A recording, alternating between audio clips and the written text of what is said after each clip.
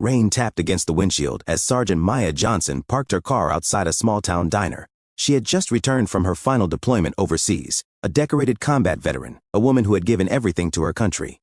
Still in uniform, with medals across her chest, she carried herself with quiet strength. She only wanted a hot meal, some peace, and maybe the comfort of being back home. Inside, whispers followed her.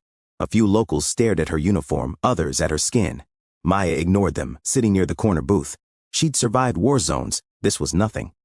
But the tension thickened when two officers walked in. Officer Daniels and Officer Cole. Their voices were sharp, their smirks louder than their words. They scanned the room, spotted Maya, and exchanged looks. To them, she wasn't a hero. She was a target. "Hey," Daniels sneered, striding toward her table. "This seat taken, soldier?" His tone dripped with mockery. Maya calmly looked up, her posture straight, her voice even. "I'm fine here, thank you. That should have ended it, but racism doesn't need a reason to strike." Daniel slammed his hand on the table, startling nearby customers. "Show me ID. Now." Maya frowned. "I don't owe you anything. I've broken no law." Cole stepped closer, hand hovering near his cuffs. "You people think rules don't apply to you, huh?" The diner grew silent. Phones discreetly recorded. Maya kept her composure, refusing to bow to intimidation. Seconds later, the cold snap of handcuffs echoed. Patrons gasped as the two officers arrested her on baseless claims. Maya's head lowered, not in shame but in controlled fury. They thought they'd humiliated her. They had no idea what storm was coming. The clang of the iron cell door echoed through the dimly lit station. Sergeant Maya Johnson sat on a hard bench, her wrists raw from the too tight cuffs. The fluorescent lights buzzed overhead, casting harsh shadows on her decorated uniform. Her medals, once symbols of honor, now seemed to mock the injustice around her. On the other side of the bars, Officers Daniels and Cole leaned back, laughing like boys who had won a cruel game. "Can you believe this? A so-called hero locked up like a thug," Daniels sneered. Cole smirked. "Bet she thought those shiny pins made her untouchable." "Not in my town." Maya kept her gaze low, steadying her breathing. Years of military discipline taught her restraint. She knew reacting would only fuel their twisted sense of power, but inside her blood burned. These men wore the badge of authority, yet acted like bullies hiding behind their uniforms. The station was quiet except for their laughter. Then, a voice broke the silence. Officer Ramirez, younger and newer on the force, shifted uneasily near his desk. He had seen the arrest. He knew it was wrong, but speaking up meant risking everything. He stole a glance at Maya, guilt in his eyes. Maya caught it. Even in this darkness, she sensed the conflict within him. That gave her strength. She whispered to herself, "Hold the line." Outside the station, the videos recorded at the diner spread like wildfire. Social media platforms lit up with outrage. Hashtags formed, voices rose, and within minutes, the story gained national traction. But inside the cell, Maya remained calm. Every second that passed, she knew something bigger was already in motion. And 30 minutes later, the walls of that station would tremble. In the corner of the station, Officer Ramirez sat stiff at his desk, staring at the paperwork Daniels shoved at him. The words blurred. Charges that made no sense. Resisting arrest, disorderly conduct, lies written in ink. His stomach twisted. He knew Maya Johnson had done nothing. She wasn't some criminal. They had cuffed a war hero. Meanwhile, Daniels and Cole continued their mockery, pacing before the cell like predators circling prey. "You think those stripes mean something here?" Daniels jeered. Cole chuckled. "She'll learn real quick. Around here we decide who's respected and who's not." Maya sat silent, her hands resting calmly in her lap. Their insults bounced off her discipline-hardened armor. She thought of the soldiers she led overseas, of the oaths she had taken, of the flag she had fought for. Was this what freedom looked like? Then, Ramirez's phone buzzed. A text, unknown number. He glanced at it, his eyes widening. "We saw the arrest. This is the FBI. Hold your ground. Agents inbound." His throat tightened. How had they moved so fast? But he remembered. The crowd, the phones, the videos. The world had already seen everything, and the world had friends in powerful places. Ramirez glanced at Maya, then back at the screen. He couldn't say anything out loud. If Daniels or Cole saw, they'd crush him. But deep down, relief bloomed. Justice was coming, faster than anyone expected. Maya noticed his shifting posture, the flicker of nerves in his eyes. She tilted her head slightly, studying him. She didn't know what he'd just learned, but something had shifted in the air. The clock ticked louder. The atmosphere grew heavy, and somewhere down the highway, black SUVs with tinted windows were closing in. The clock above the booking desk ticked toward the half-hour mark. Every passing second tightened the knot in Officer Ramirez's chest. He kept glancing at the door, knowing what was coming, though Daniels and Cole remained blissfully ignorant. Maya sat with her back straight, her head slightly bowed, like a soldier conserving strength before battle. The insults continued.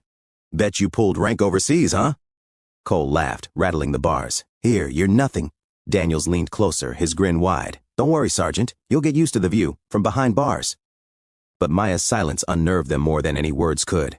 Her discipline was her defiance. She wasn't broken, she was waiting. Meanwhile, outside the station, the storm gathered. Black SUVs raced through the rain-slick streets, wipers beating furiously. Inside, FBI agents in dark suits briefed one another, photos of Maya Johnson flashing across tablets. One agent's voice was cold and certain. She's a decorated veteran. We don't let this stand. 30 minutes. That's all it takes. Back in the cell, Ramirez's phone buzzed again. Another text. ETA, 2 minutes. His pulse spiked. He glanced toward Maya. She sat so calm, so still. It was as if she knew rescue was already on the horizon. Suddenly, headlights flashed across the frosted windows of the station. Engines roared. Tires screeched. Cole frowned. Who the hell pulls up like that? Before Daniels could answer, the front door slammed open with the force of a battering ram. Wind and rain rushed in. Dark-suited figures poured into the station, their voices sharp, commanding. FBI, step away from the cell, now! The room froze. Daniels' smirk vanished. Cole stumbled back. And for the first time, Maya Johnson lifted her head. Justice had arrived. The air inside the station shifted instantly, crackling with tension. The front lobby flooded with FBI agents in black suits and tactical vests, their weapons drawn but steady, not reckless.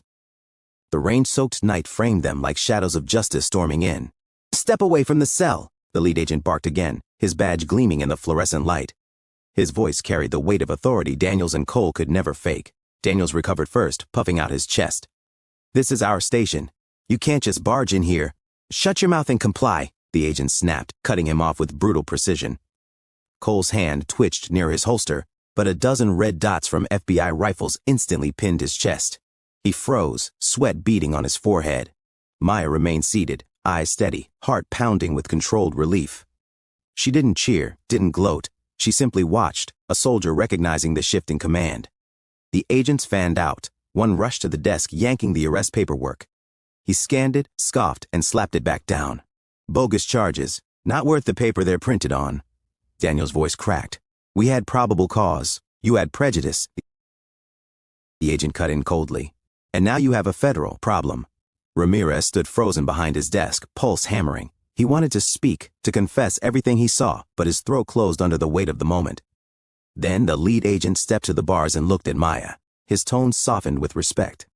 Sergeant Johnson, ma'am, we're here to bring you out. The lock clicked.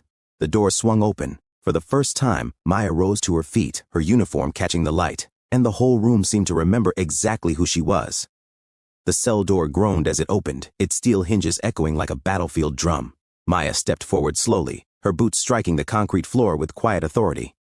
Every eye in the station followed her. Daniels narrowed in disbelief, Cole's wide with fear, Ramirez's conflicted but hopeful. The lead FBI agent extended a hand, respectful. Sergeant Johnson, you're free. We apologize for this disgraceful treatment. Maya didn't take his hand immediately. Instead, she lifted her chin and faced Daniels and Cole. Her voice was steady, sharp as a blade. You arrested me not because of anything I did, but because of who I am. You disrespected my service, my uniform, my people, and every soldier who bled for this flag. The room was silent except for the hum of the lights. Daniels tried to muster arrogance, but his voice cracked. You had attitude. That's why. Maya's eyes narrowed. I fought insurgents overseas who had more honor than you. The weight of her words hung heavy, each syllable cutting deeper than any punishment the law could deliver. The FBI agents looked at her with admiration. One of them whispered under his breath, she's tougher than any of us. Ramirez finally found his courage. He stepped forward. She's telling the truth. I saw it. She never resisted, never raised her voice. They targeted her, and we all knew it. His confession rippled like a grenade through the room. The lead agent turned, glaring at Daniels and Cole. Officers, you are relieved of duty, effective immediately. You'll answer for your actions in federal custody. Cole's knees buckled. Daniels' jaw clenched, but his hands shook. And Maya? She stood tall, shoulders squared, the embodiment of dignity. Her voice cut the silence one last time. This uniform isn't just mine. It belongs to everyone you tried to trample. The agents moved swiftly, their precision military-like. Two stepped behind Daniels, wrenching his arms back before he could protest. The cuffs clicked shut, cold steel biting into the wrist that had just mocked Maya minutes before. Cole stumbled, pleading, Wait, this is a mistake. His voice cracked, shrill with panic. The lead agent didn't flinch. The mistake was thinking your badge made you untouchable. With a nod, two more agents hauled Cole forward, his face pale, sweat dripping down his temples. Maya stood silently, watching the reversal unfold. Her calm, commanding presence made the moment heavier. She didn't smile, didn't celebrate. She let justice speak for itself. The crowd outside the station, neighbors, reporters, and strangers who had rushed after the diner footage went viral, pressed against the glass windows, their phones glowing like torches. Gasps and shouts erupted as they saw the racist cops escorted out in cuffs. The same officers who strutted with arrogance were now dragged like criminals. Inside, Ramirez exhaled, finally breaking his silence. "Sergeant Johnson," he swallowed hard. "I should have stopped it. I didn't. I froze." Maya turned to him, her gaze firm but not unkind. "You spoke when it mattered. Sometimes courage comes late, but it still counts." The agents paused, awaiting her decision. "Ma'am, we can escort you home now," one offered. But Maya shook her head. She looked at the watching crowd, the flashing cameras, the young faces pressed against the glass. "Not yet," she said. Her voice carried across the room, powerful and unyielding. "They need to hear something." The station hushed, even the agents listening. Maya stepped forward, her boots echoing on the tile. It was time for a soldier's truth to be heard, not whispered, but declared. Maya stepped into the center of the room, standing where the crowd outside could see her through the glass. The harsh lights above reflected off her medals, her uniform soaked in dignity, not defeat. Reporters shoved microphones against the window, cameras flashing like lightning. She raised her hand, silencing the murmur. Her voice carried with the weight of every oath she had ever sworn. "I wore this uniform in deserts and mountains halfway across the world. I bled beside men and women of every color, every faith, every background. Out there, it didn't matter who we were one. We fought for each other. We fought for this country." Her words sliced through the station like a blade. Even Daniels and Cole, cuffed and trembling, could not escape them. "But tonight," Maya continued, her eyes locking with the cameras, "I was not treated as a veteran. Not even as a citizen. I was treated as less. Not because I broke a law, but because of the color of my skin." A hush fell. People outside pressed closer, their breath fogging the glass. "I want every young person watching to hear me. You are not less. No badge, no insult, no set of cuffs defines your worth. You are more powerful than hate, and you deserve respect. Always." Her words ignited a wave of emotion. Cheers erupted from the crowd outside, fists raised high. Chants began, her name echoing through the night. The lead FBI agent glanced at her, visibly moved. "Sergeant, that speech will be remembered." Maya inhaled deeply, steady but weary. For the first time since her arrest, her lips curved into the faintest smile. She had taken their attempt to silence her and turned it into a roar the whole nation would hear. By dawn, the video of Maya's speech had already circled the globe. Every news channel replayed it, headlines flashing across screens, decorated veteran arrested without cause, racist officers taken away in cuffs. A soldier's truth echoes nationwide. Social media exploded. Hashtags trended. Hashtag justice for Maya. Hashtag veteran silenced. Hashtag stand with her. Millions of voices demanded accountability. At the small-town station, Daniels and Cole sat in a holding room, cuffed and humiliated. Gone were their cocky smirks. Now they looked like broken men awaiting their fate. One FBI agent leaned in, voice low and sharp. "You didn't just disgrace your uniforms, you disgraced the nation."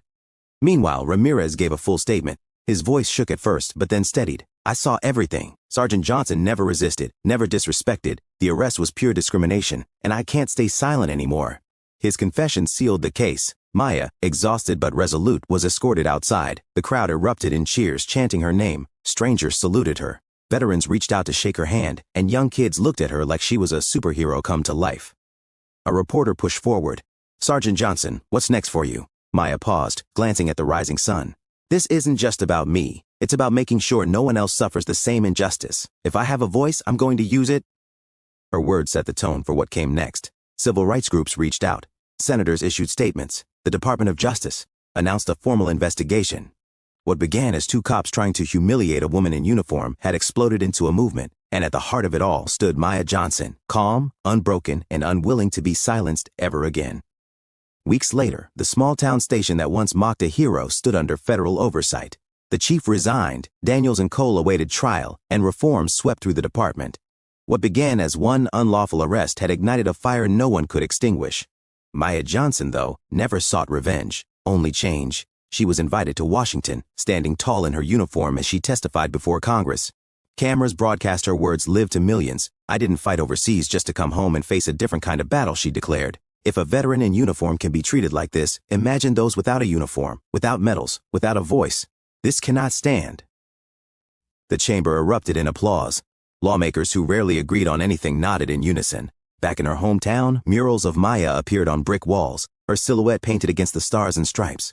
Schools taught her story, children writing essays about courage and dignity. Veterans across the nation called her their sister, their symbol, their proof that silence could be broken. Officer Ramirez, inspired by her strength, resigned from the department and joined a federal task force dedicated to rooting out corruption in law enforcement. He often said, "That night changed me because Sergeant Johnson showed me what courage really looks like." And Maya? She returned to her quiet life, still wearing her uniform with pride, though now it carried a deeper meaning. Whenever she passed through town, strangers stopped her, not just to thank her for her service, but to thank her for standing tall when others would have crumbled. Her arrest was meant to shame her. Instead, it shook a nation. Because in the end, Sergeant Maya Johnson proved one truth above all: they could put cuffs on her wrists, but never chains on her spirit.